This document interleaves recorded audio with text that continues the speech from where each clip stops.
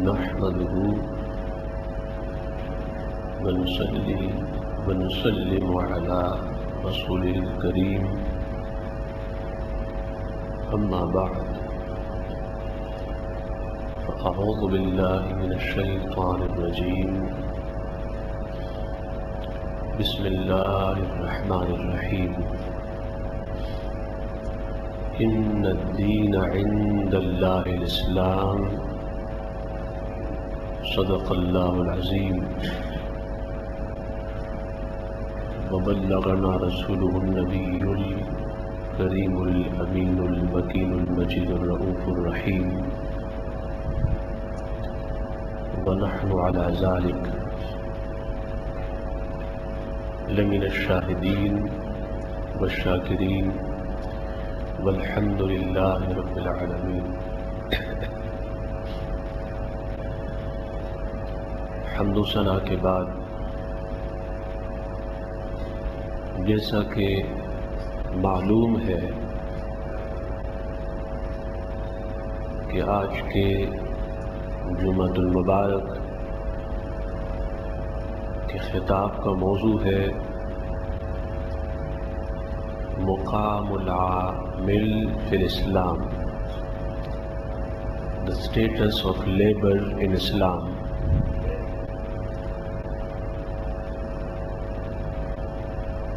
Labour day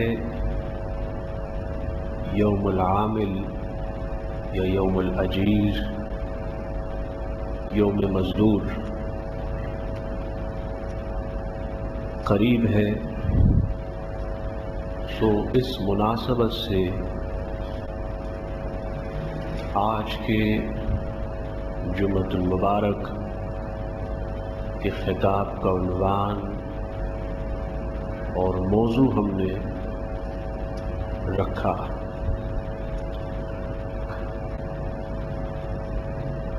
پچھلے سال اس موقع پر اور اس موقع کی مناسبت سے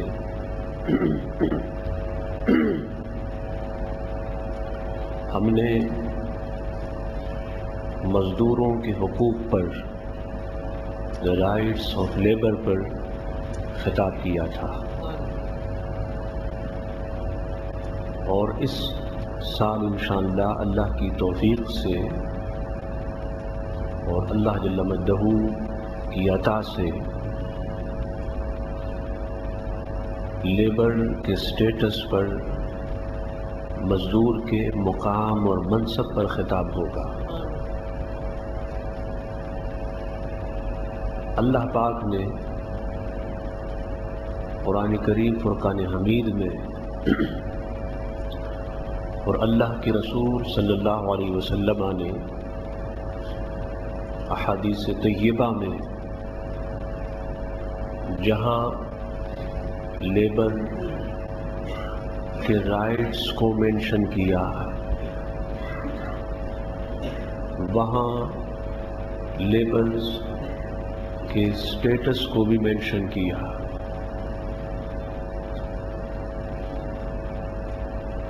قرآن کریم فرقان حمید میں ارشاد باری ہوا ان الدین عند اللہ الاسلام، کہ بے شک تحقیق پسندیدہ دین اور منتخب دین اللہ کے یہاں اسلام ہے۔ اسلام مکمل ضابطۂ حیات کوڈ آف لائف ہے. اس کوڈ آف لائف میں اللہ پاک نے دنیا میں بسنے والے ہر انسان اور ہر شخص کا مقام اور اس کا اسٹیٹس بیان کیا ہے. اور ہمیں چاہیے کہ ہمیں ہر شخص کے مقام، اس کے منصب، اس کے لیول اور اس کے اسٹیٹس کا علم ہو، تاکہ اس کے مقام اور منصب، لیول اور اسٹیٹس کے اعتبار سے اور اینگل سے اس سے پیش ہوا جائے اور اسے اس کے مقام اور منصب کے لحاظ سے معاشرے میں اور اپنے ماحول میں مقام دیا جائے. اسلام نے ملازم کو، ورکر کو، مزدور اور لیبر کو، غلام اور باندی کو بہت اعزازات سے اور کرامات سے نوازا اور بہت بلند اور اعلیٰ مقام عطا کیا. یہاں تک کہ ایک ملازم اور غلام کو، کام کرنے والے کو، عام نمازیوں اور مقتدیوں کے مصلی سے اٹھا کر امامت کے مصلی پر کھڑا کر کے لوگوں کا امام اور مقتدی بنایا. تاریخ میں اس طرح کی متعدد مثالیں ہیں اور متعدد روایات ہیں تاریخ اسلام میں کہ جن میں ایک ملازم کو، غلام کو، کام کرنے والے کو، عامل کو بڑے بڑے مقامات اور مناصب سے نوازا گیا. صحیح بخاری میں ہے، سالم یہ پہلے غلام تھے سیدنا ابو حذیفہ کے، بعد میں انہوں نے سالم کو آزاد کیا. یہ ملازم تھے، ان کے کام کاج کرتے، پھر وقت کے بڑے عالم ہوئے، صاحب علم ہوئے اور امام ہوئے، نماز پڑھاتے. اور ان کی اقتداء میں امیر المومنین سیدنا ابوبکر صدیق رضی اللہ تعالیٰ، امیر المومنین سیدنا عمر بن خطاب رضی اللہ تعالیٰ عنہ، حضرت زید رضی اللہ تعالیٰ اور دیگر اکابر صحابہ ان کی اقتداء میں، ان کی امامت میں نماز پڑھا کرتے. اسلام میں ایک ملازم کا، ایک خادم کا، ایک کام کاج کرنے والے کا، محنت مزدوری کرنے والے کا مقام یہ ہے کہ وہ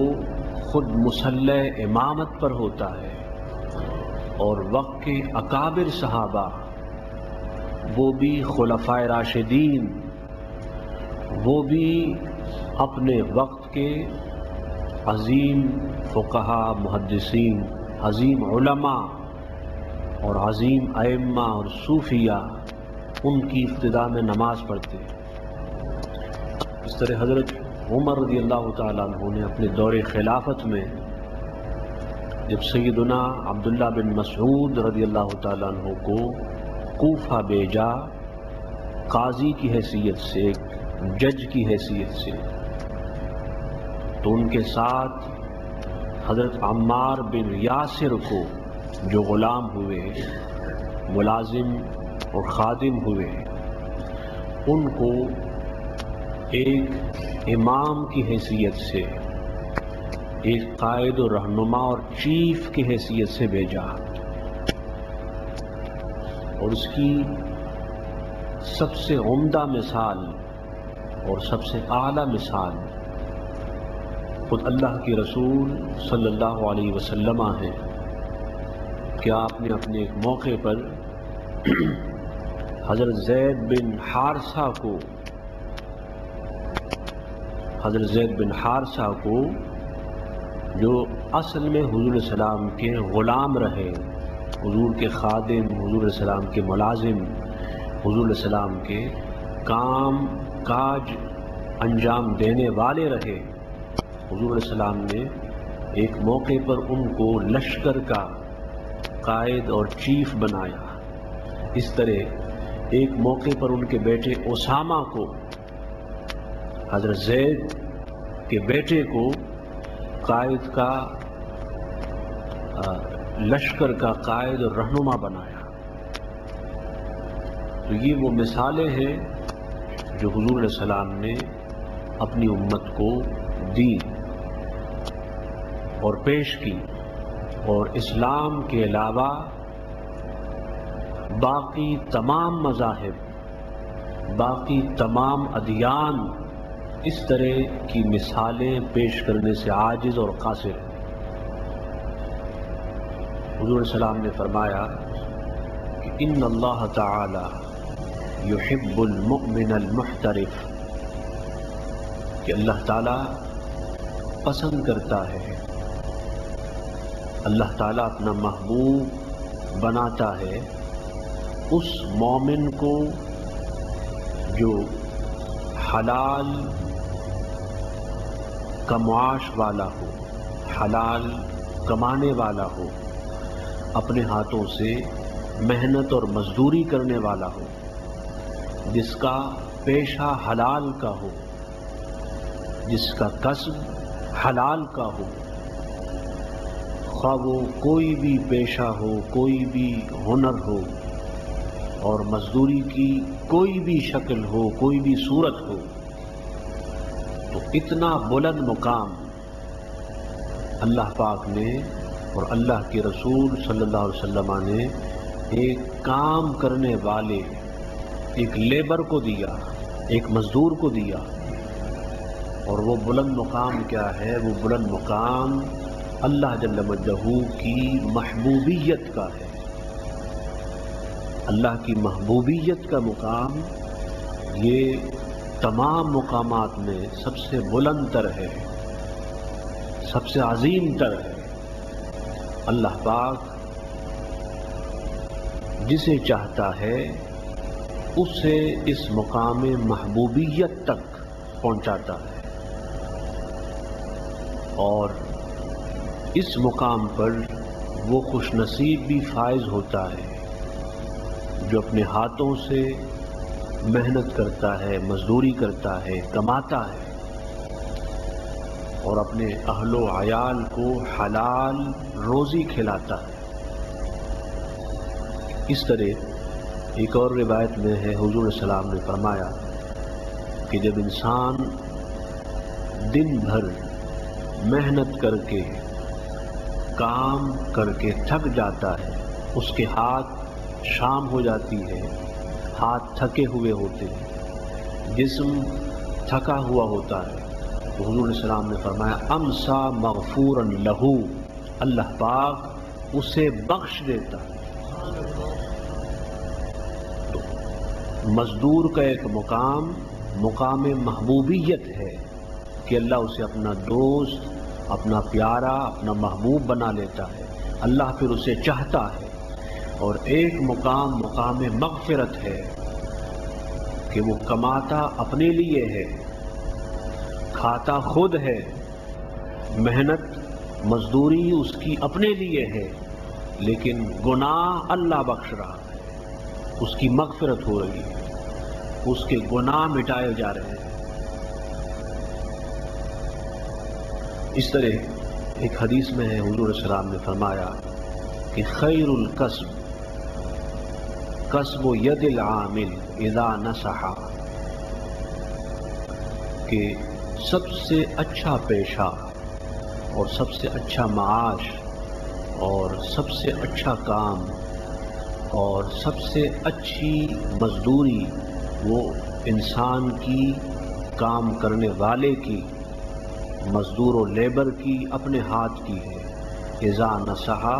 جب وہ اچھی طرح کام کرے، دیانتداری سے، ایمانداری سے، اچھے طریقے سے اور اچھے سلیقے سے کام کو انجام دے۔ اس حدیث میں بھی حضور علیہ السلام نے مزدور کے کام کی حوصلہ افزائی کی اور اس کے کام کی حوصلہ افزائی کر کے حضور علیہ السلام نے اس کے مقام کو بلند کیا، اس کے منصب کو بلند کیا۔ اس لیے کہ جب کسی کے کام کی تعریف ہو تو یہ در حقیقت اس کام کرنے والے کی تعریف ہوتی ہے۔ اگر کسی کام کو اور پیشے کو بلند کیا جائے تو یہ در حقیقت اس کام کرنے والے کو اور اس پیشے اختیار کرنے والے کو بلند کیا جا رہا ہوتا ہے۔ اس طرح حدیث میں ہے حضور علیہ السلام نے فرمایا کہ اخوانکم فضلکم اللہ، فرمایا کہ تمہارے غلام، تمہاری باندیاں، تمہارے ملازم، تمہارا کام کرنے والے یہ تمہارے بھائی ہیں، بس اللہ پاک نے تمہیں ان پہ فضیلت دی۔ وہ فضیلت یہ ہے کہ تمہیں ان کا مالک بنایا، انہیں ملازم و غلام بنایا، تمہیں آقا بنایا، ان کو تمہارا خادم بنایا، ہیں تمہارے بھائی۔ یعنی ایک مزدور کا، ایک خادم کا، ایک لیبر و کام کرنے والے کا وہی مقام ہے جو انسان کے اپنے بھائی کا ہوتا ہے۔ حضور نے فرمایا تمہارے بھائی ہیں۔ بات یہ ہے کہ اللہ پاک نے تمہیں مال دیا ہے، تمہیں اس کا مالک بنا دیا، اسے تمہارا خادم، خدمتگار بنا دیا۔ پھر فرمایا حضور علیہ السلام نے کہ فمن لا یلائمکم فبیعوا ولا تعذبوا خلق اللہ۔ فرمایا کہ اگر ایک تمہارا غلام ہو، تمہارا خادم ہو، خدمتگار ہو، کام کرنے والا ہو اور تمہیں اچھا نہ لگے، مناسب نہ لگے، تو فرمایا کہ اس کو بیچ دو، اس کو فروخت کر دو۔ اس طرح آج کل کے دور میں اگر آپ کے ساتھ کام کرنے والا ہے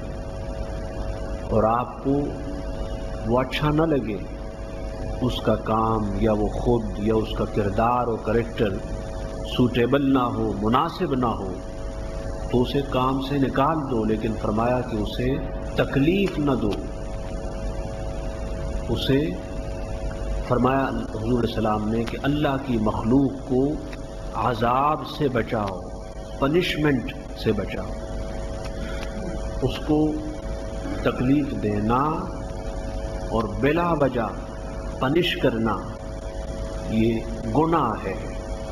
اللہ جل مجدہ کی بارگاہ میں بلا کسی وجہ کے، بغیر کسی ریزن کے ملازموں کو، غلاموں کو، مزدوروں کو